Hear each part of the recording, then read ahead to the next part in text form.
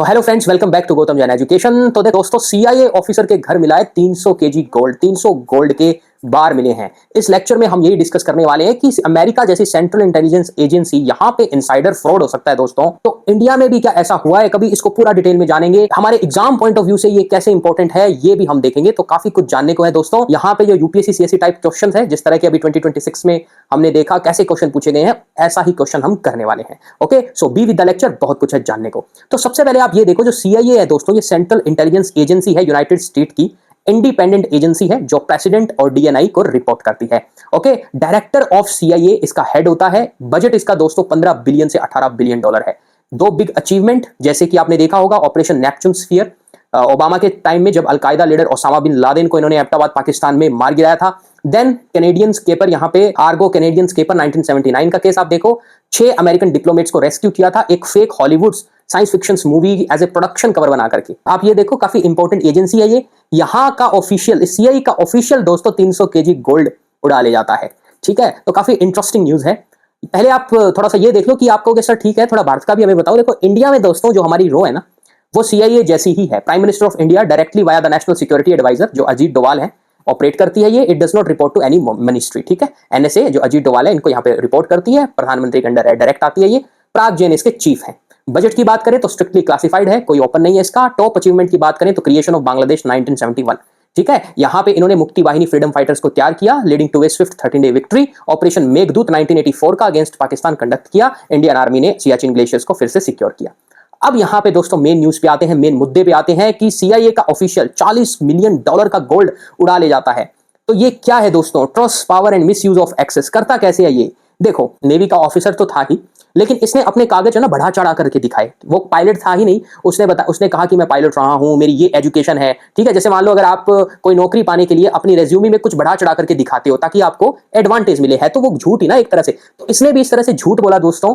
और क्योंकि गवर्नमेंट क्या करती है, कॉवर्ट ऑपरेशंस के लिए कुछ पैसा रखती है अपने पास।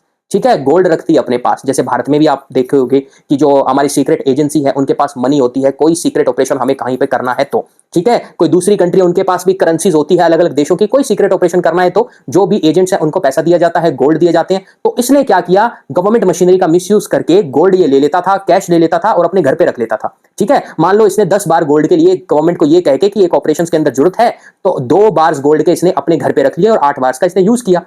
तो जब इन्वेस्टिगेशन हुई ना, एफबीआई के एजेंट्स ने जब इन्वेस्टिगेशन की, उसने ये देखा कि इतने गोल्ड्स तो यूज ही नहीं हुए जितने इसने लिए हैं। जिस ऑफिशियल वर्क के पर्पस में इसने लिए थे वो तो इतना यूज ही नहीं हुआ। इन्वेस्टिगेशंस ने कहा कि इसने एसेट्स को मिसयूज किया है, government resources may have been diverted illegally.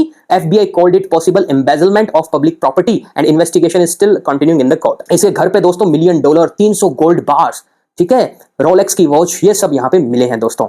तो फेक एजुकेशन के क्लेम इसने किए कि मैं यहां प्रेस्टिजियस यूनिवर्सिटी से पढ़ा हूं। इन्वेस्टिगेटर ने देखा कि ये तो एकेडमिक रिकॉर्ड इसके वेरीफाई नहीं कर रहे, मतलब झूठ इसका पकड़ा गया। तो फेक मिलिट्री बैकग्राउंड भी इसने फिर क्लेम किया कि मैं नेवी पायलट रहा हूं, जो कि वो था ही नहीं। नेवी में किसी ऑफिसर किसी पोजीशन पे होगा अच्छी खासी, बट उसकी कोई अचीवमेंट नहीं थी। एग्जैजरेट करके उसने अनड्यू एडवांटेज लिया।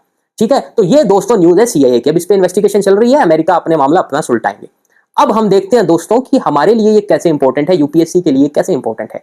इंपॉर्टेंस ऑफ अकाउंटेबिलिटी की अगर हम बात करें, अभी देखो प्रीलिम्स 2026 में क्वेश्चन भी आया था ना एथिक्स का, अकाउंटेबिलिटी से रिलेटेड, तो इंपॉर्टेंट हो जाता है। So public official must remain accountable to the law.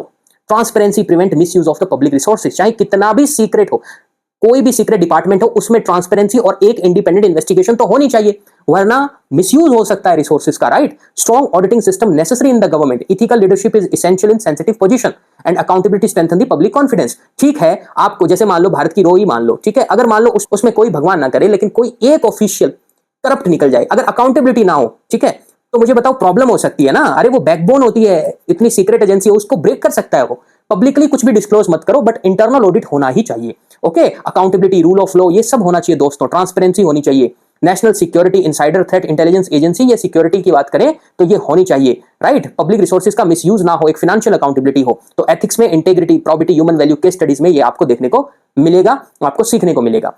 Right, क्योंकि यूपीएससी इंस्टीट्यूशनल अकाउंटेबिलिटी से रिलेटेड क्वेश्चंस पूछती है, सो ये रेलेवेंट है इंटरनल सिक्योरिटी डिस्कशन से रिलेटेड, इसलिए मैंने यहाँ पे इसको कवर किया है।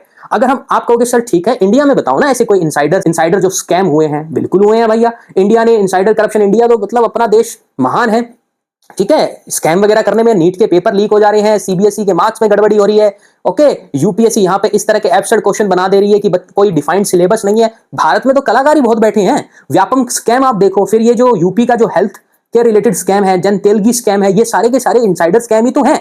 इनसाइडर ट्रेडिंग तक होती है, स्टॉक मार्केट को मैनिपुलेट करते हैं ये अपने अकॉर्डिंग। इन पे प्रॉपर ऑडिटिंग, प्रॉपर इन्वेस्टिगेशन होना, पता नहीं कितने बागड़ बिल्ले पकड़े जाए। राइट, सो लेसन क्या है? लेसन ये है, integrity is the foundation of public service. Officer must act honestly and responsibly. Abuse of authority damage the institution deeply. Absolutely yes. अगर भैया आप अपने ही डिपार्टमेंट का एब्यूज करोगे तो किस तरह से वो डिपार्टमेंट ट्रांसपेरेंटली रन कर पाएगा? फिर क्या गारंटी भी देते हो आप देश की सिक्योरिटी की? तो ये दोस्तों चेक एंड बैलेंस होना ही चाहिए। Verification system should remain strong and transparent. Ethical conduct is essential in administration.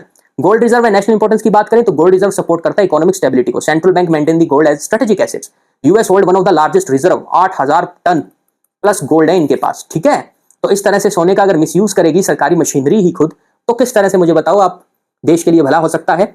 तो इसलिए अकाउंटेबिलिटी बहुत जरूरी है। मीडिया और पब्लिक रिएक्शन क्या है दोस्तों? Story became viral due to dramatic in nature. People shock by the gold recovery reports. Media highlight the intelligence agency connections. अब यहां पे इंस्टीट्यूशनल ट्रस्ट की बात आ गई दोस्तों। तो कंक्लूजन ये है, David rush case remains under investigation.